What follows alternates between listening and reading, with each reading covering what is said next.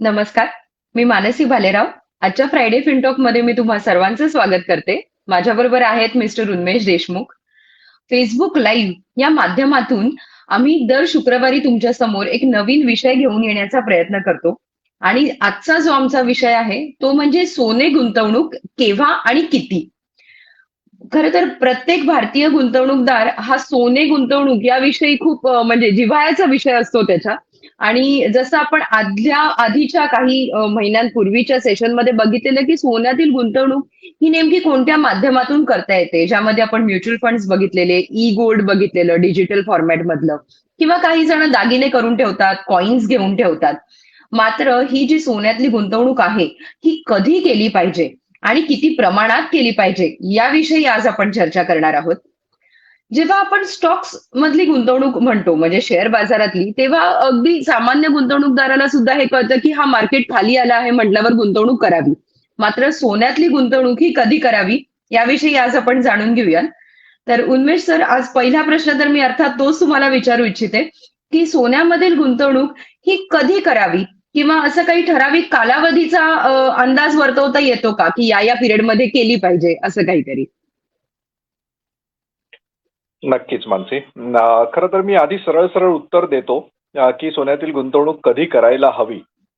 तर जेव्हा जसं तू आता म्हणालीस की स्टॉक मार्केट किंवा शेअर मार्केट स्वस्त असतं किंवा खाली आलेलं असतं, तेव्हा शेअर हम्म. बाजारातली गुंतवणूक करावी. तेच जमिनीच्या बरोबर. बाबतीत सुद्धा आहे की जमिनीचे भाव जेव्हा खाली आलेले असतील तेव्हा जमिनीमध्ये गुंतवणूक करावी. सोन्याच्या बाबतीत सुद्धा तसंच आहे की सोनं जेव्हा खाली आलेलं असतं तेव्हा सोन्यामध्ये गुंतवणूक करावी.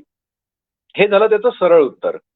पण हम्म. सोनं केव्हा खाली येतं आणि केव्हा वर जातं, हा भाग मला वाटतं थोडासा महत्वाचा आहे आणि थोडासा आपण समजून घेण्याचा प्रयत्न करायला हवा. म्हणजे आपल्याला केव्हा सोनं घ्यायचं आणि केव्हा आपण सोनं घेणं टाळायचं हे आपल्याला कदाचित कळू शकेल. तर आपण हिस्टॉरिकली जर बघितलं तर सोन्याची जी गुंतवणूक आहे किंवा सॉरी सोन्याचे जे भाव आहेत ते सोन्याचे भाव कधी कधी वाढतात. तर एक महत्वाचा मुद्दा हा आहे की जेव्हा जेव्हा इकॉनॉमिक अनसर्टन्टी वाढते, आर्थिक अस्थिरता ज्याला आपण म्हणतो, अशा हम्म. हम्म. प्रकारची अस्थिरता जेव्हा वाढते तेव्हा तेव्हा सोन्याचे भाव वाढतात. मग आर्थिक हम्म. अस्थिरता म्हणजे काय? तर कुठेतरी महागाईचे दर वाढायला सुरुवात झाली. जगभरामध्ये इन्फ्लेशन्स वाढले. जगभरामध्ये युद्धसदृश्य परिस्थिती जर निर्माण झाली तर, किंवा ग्लोबल चेन सप्लाय जर थांबला तर, म्हणजे इकडच्या वस्तू तिकडे जाणं कशामुळे तरी अडथळा निर्माण होत आहेत वगैरे वगैरे. अशा काही गोष्टी जेव्हा जेव्हा जगामध्ये घडतात तेव्हा तेव्हा सोन्याचे भाव हे वाढत असतात. मग अशा प्रकारच्या अस्थिरता निर्माण होण्याच्या आधी आपण सोन्यामध्ये जर गुंतवणूक केली तर अशा प्रकारची अस्थिरता जेव्हा निर्माण होते तेव्हा सोन्याचे वाढलेले भाव आपल्याला मिळतात आणि त्यावेळी आपण सोनं विकू शकतो. पण आता हम्म. प्रश्न असा आहे की ही अस्थिरता निर्माण कधी होते याचं आपल्याकडे उत्तर नक्कीच नसतं.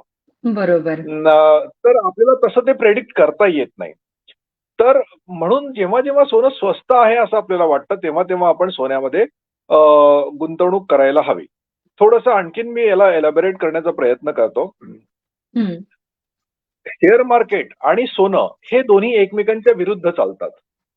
जेव्हा शेअर मार्केट स्वस्त असतं तेव्हा सोनं महाग असतं.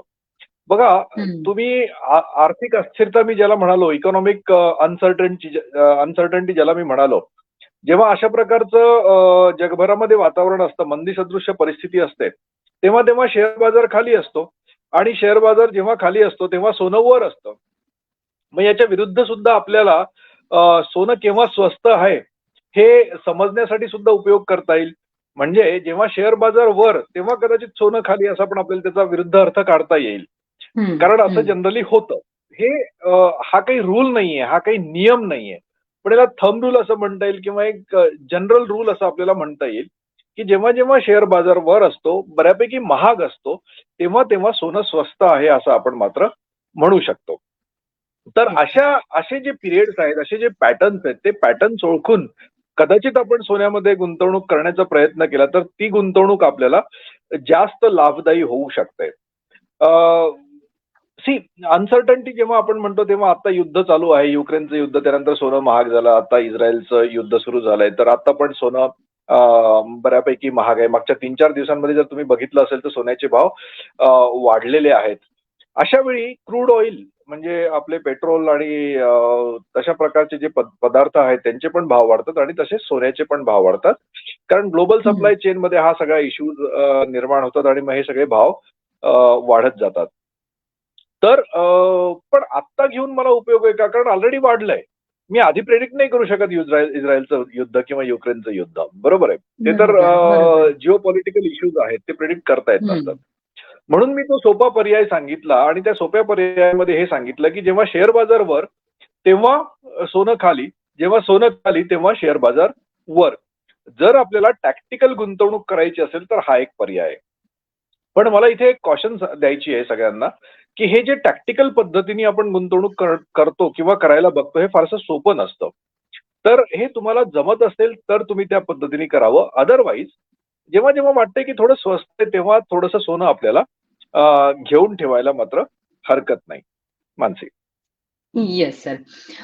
सर आता तुम्ही एक्सप्लेन केलं की सोनं कधी घ्यावं. मात्र आपण जसे आधीच्या काही सेशन्समध्ये आपण अजून एक गोष्ट नेहमी सांगत आलेलो असतो की जेव्हा आपण आपली गुंतवणूक करतो तेव्हा योग्य प्रमाणामध्ये ऍसेट अलोकेशन करावं.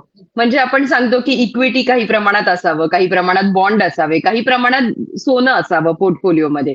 पण आता हे काही प्रमाण म्हणजे नेमकं काय, की सोनं हे किती प्रमाणामध्ये गुंतवणूक त्यामध्ये करावी असं सांगा मला.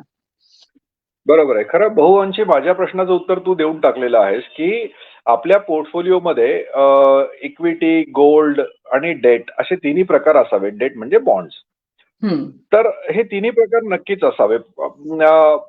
का असावेत त्याचं आधी उत्तर देतो आणि मग किती असावेत त्याच्या उत्तराकडे मी येतो. तर का असावेत याचं उत्तर अगदी सरळ सोपं आहे, जे मला वाटतं माझ्या पहिल्या प्रश्नाच्या उत्तरामध्ये सुद्धा आलं असेल की गोल्ड हे जेव्हा शेअर बाजार खाली येतो तेव्हा सोनं वर जातं किंवा जेव्हा सोनं खाली येतं तेव्हा शेअर बाजार वर जातो आणि ते एकमेकांच्या विरुद्ध काम करतात. याचा अर्थ असा आहे की आपल्या गुंतवणुकीला हे दोन्ही एकमेकांची पूरक आहेत किंवा ते एकमेकांना हेज करतात आमच्या इन्व्हेस्टमेंटच्या भाषेमध्ये जर विचार केला तर. तर या प्रकारचं पूरक असणं किंवा या प्रकारचं हेजिंग जे आहे ते फार महत्वाचं आहे. जेव्हा एखादं वस्तू आपल्या जेवणामध्ये खूप तिखट असते तेव्हा आपल्याला गोड खावंसं वाटतं. तर तसंच जेव्हा आपल्या पोर्टफोलिओमध्ये खूप जास्त इक्विटी असतं तेव्हा थोडंसं हेजिंगला गोल्ड आपल्याकडे असायला हवं. तर मी खूप तिखट खाल्लंय म्हणून थोडं गोड, मी खूप इक्विटीमध्ये इन्व्हेस्टमेंट केली म्हणून थोडी गोल्डमध्ये इन्व्हेस्टमेंट माझी असायला हवी. तर होतं काय, जेव्हा जेव्हा शेअर बाजार पडतो, माझी शेअर बाजारामध्ये गुंतवणूक तर आहे, मग शेअर बाजार जेव्हा पडतो तेव्हा ऍटलीस्ट माझं जे सोन्याचं इन्व्हेस्टमेंट आहे, सोन्यामधली इन्व्हेस्टमेंट आहे ती मला त्यावेळी तारून नेते. तर यासाठी आपल्या पोर्टफोलिओमध्ये सोनं काही प्रमाणामध्ये असायला हवं. पण होतं काय की याचा दुसरा अँगल पण आपण बघायला हवा की आपल्या भारतीय कुटुंबांमध्ये मुळातच सोन्याचा प्रभाव एवढा जास्त आहे की आपल्या घरामध्ये बऱ्यापैकी सोनं असतं, दागिन्यांच्या माध्यमातून, गुंतवणुकीच्या माध्यमातून, फिजिकल सोनं, अशा बऱ्याच ह्याचं जे एक्सपोजर असतं ते बऱ्यापैकी जास्त असतं. मग ते एक्सपोजर असताना मी आणखीन एक्सपोजर घ्यायला हवं का, हा मात्र विषय जो आहे तो आपण प्रत्येकाने तपासून बघण्याचा विषय आहे. त्याचं कारण आहे की ही प्रत्येकाकडे असणारं सोन्याची क्वांटिटी, प्रत्येकाकडे असणारी शेअर्स मधली इन्व्हेस्टमेंट ही काही मला या ठिकाणी माहिती नाहीये, त्यामुळे मी प्रत्येकाच्या बाबतीत तिथे सांगू शकणार नाही. पण जर आपल्याकडे सोनं खूप जास्त असेल आणि इक्विटी फारच कमी असेल तर मात्र आपल्याला तिथे विचार करण्याची गरज आहे. पण काही प्रमाणामध्ये हे असायला हवं. आता मी तुझ्या त्या दुसऱ्या भागाकडे येतो ज्यामध्ये आपण हे बोललो होतो की किती प्रमाणामध्ये सोनं खरंच असायला हवं पोर्टफोलिओमध्ये. बरोबर. युजली आम्ही जे पोर्टफोलिओज म्हणतो किंवा ज्या गुंतवणुकी म्हणतो त्याला आम्ही कन्झर्वेटिव्ह, मॉडरेट किंवा अग्रेसिव्ह अशा 3-4 प्रकारांमध्ये कायम डिवाइड करत असतो. जेव्हा अग्रेसिव्ह पोर्टफोलिओ बनतो तेव्हा त्या अग्रेसिव्ह पोर्टफोलिओमध्ये शेअरचं प्रमाण जास्त असतं, शेअर्स किंवा इक्विटीचं प्रमाण जास्त असतं. सोने आणि सोने आणि डेटचं प्रमाण कमी असतं.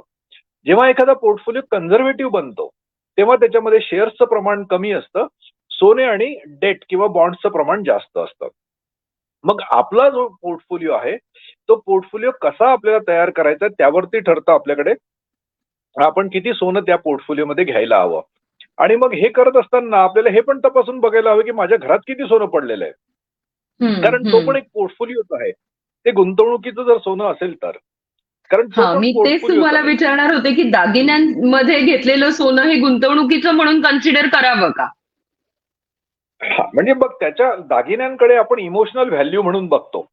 जर मी हम्म. त्याच्याकडे इमोशनल व्हॅल्यू म्हणून बघतो तर खरं त्याच्याकडे गुंतवणूक म्हणून बघायला नको आपण. हम्म. हम्म. गुंतवणूक ती असते जी मी वळ्यांमध्ये करतो किंवा चिप्समध्ये करतो किंवा बिस्किटांमध्ये करतो किंवा हम्म. असं सोनं मी दागिने म्हणून पण घेतलंय, पण मी त्याला गुंतवणूक म्हणूनच घेतलंय आणि हम्म. हौस भागवायचे म्हणून दागिन्यांमध्ये घेतलंय. हे करणं योग्य नाहीये, पण तरी असं काही हम्म. जण करतात. तर हम्म. तसं जर सोनं असेल तर मात्र तो आपण गुंतवणुकीचा भाग म्हणून पकडावा, अन्यथा आपण तो गुंतवणुकीचा भाग म्हणून पकडायला नको. तर मी परत जे कन्झर्वेटिव्ह, मॉडरेट किंवा अग्रेसिव्ह पोर्टफोलिओ बोललो, त्यामध्ये साधारणतः जे अग्रेसिव्ह पोर्टफोलिओज असतात त्याच्यामध्ये 5 ते 10% सोन्याचं एक्सपोजर असायला हरकत नाही. जे मॉडरेट पोर्टफोलिओ आपण ज्याला म्हणतो त्याच्यामध्ये साधारणतः 15 ते 20% सोन्याचं एक्सपोजर असायला हरकत नाही आणि जे कन्झर्वेटिव्ह पोर्टफोलिओ आहेत, अगदी कन्झर्वेटिव्ह, त्याच्यामध्ये हम्म. साधारणतः 25 ते 40% हे सोन्याचं एक्सपोजर असायला हरकत नाही. हिस्टॉरिकली जर आपण असं बघितलं तर सोन्याने साधारणतः 8 ते 9% रिटर्न्स दिलेले आहेत. पण जेव्हा आपण हम्म. इक्विटीकडे बघतो तेव्हा इक्विटीनी हिस्टॉरिकली 12 ते 15% रिटर्न्स दिलेले आहेत. आणि म्हणून हम्म. इक्विटीचं जे एक्सपोजर आहे ते आपण कायम सांगतो की लॉंग टर्म साठी थोडंसं जास्त असायला हवं, सोन्याचं थोडंसं कमी असायला हवं.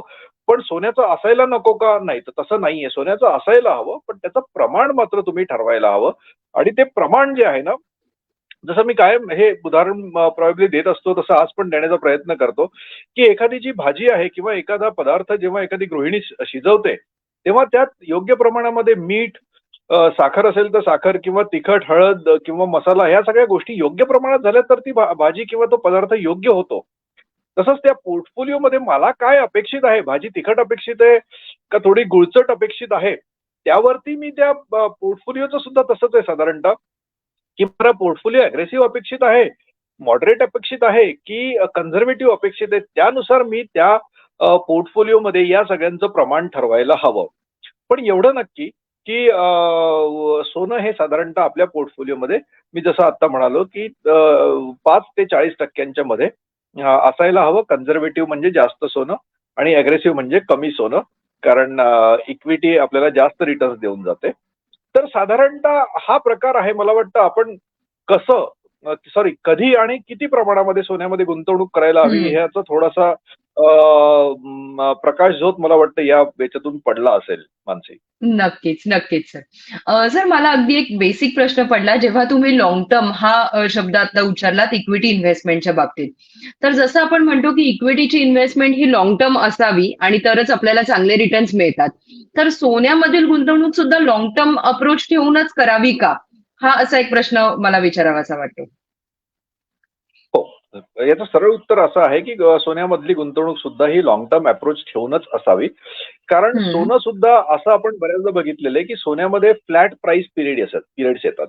म्हणजे काय हं, 2-2, हं, 3-3 वर्ष कधी-कधी सोन्याचे भाव वाढतच नाहीत. आणि त्यानंतर हं, 6-8 महिन्यांमध्ये सोन्याचे भाव एकदम वाढून जातात. हं. तर आपल्याला बरोबर. हे माहिती नसतं की कधी सोन्याचे भाव स्थिर राहणार आहेत आणि ते कधी वाढणार आहेत. या हं, कारणामुळे सोन्यामधली गुंतवणूक सुद्धा ही लॉंग टर्मचीच असायला हवी. खरं तर हं. शॉर्ट टर्मला आम्ही गुंतवणूक असं म्हणतच नाही. शॉर्ट टर्मला आम्ही पार्किंग असं म्हणतो आणि मग पार्किंगचे बरोबर. वेगवेगळे विविध पर्याय आहेत. मग ते त्या येस. पर्यायाप्रमाणे आपण जायला हवं. पण जेव्हा आपण गुंतवणूक हं, म्हणतो तेव्हा ती खरं दीर्घकालीन असायला हवी. पण अर्थात मग त्यातही वेगळे विषय आहेत, की मला बकेट्स तयार करणे किंवा माझे पोर्टफोलिओज तशा पद्धतीने तयार करणे 3 वर्षांचे, 5 वर्षांचे, 8 वर्षांचे. हं, तो एक हं, वेगळा आणखीन आपला चर्चेचा विषय होऊ शकतो. पण हं. तुर्तास जर सरळ उत्तर याचं द्यायचं असेल तर मला वाटतं सरळ उत्तर हे आहे, की हो, ही गुंतवणूक ही दीर्घकालीन असावी, लाँग टर्म असावी. Okay, okay. धन्यवाद सर. आम्हाला आज सोने गुंतवणूक याविषयी माहिती दिल्याबद्दल. माझ्या मते आजचं सेशन आपण इथेच थांबवूयात आणि दर शुक्रवारप्रमाणे पुढच्याही शुक्रवारी दुपारी 4 वाजता आम्ही एक नवीन विषय घेऊन तुम्हा सर्वांसमोर येऊ. तोपर्यंत आमच्या फेसबुक पेजला आणि युट्यूब पेजला लाईक करा. आमचे व्हिडिओज शेअर करा तुमच्या ग्रुप्समध्ये, व्हॉट्सअप ग्रुप्समध्ये. उन्मेष सर. ॲब्सोल्युटली. दर शुक्रवारी जॉइन करा. तेच सगळ्यांबरोबर हा इनिशिएटिव्ह जो आहे तो शेअर करण्याचा प्रयत्न करा आणि या माध्यमातून आमच्याशी पण जोडले जा. तुमचे काही प्रश्न असतील तर त्याची उत्तरं देण्यासाठी सुद्धा आम्ही तयार आहोत. मानसी. नक्कीच. Thank you, thank you. Okay. Bye, bye.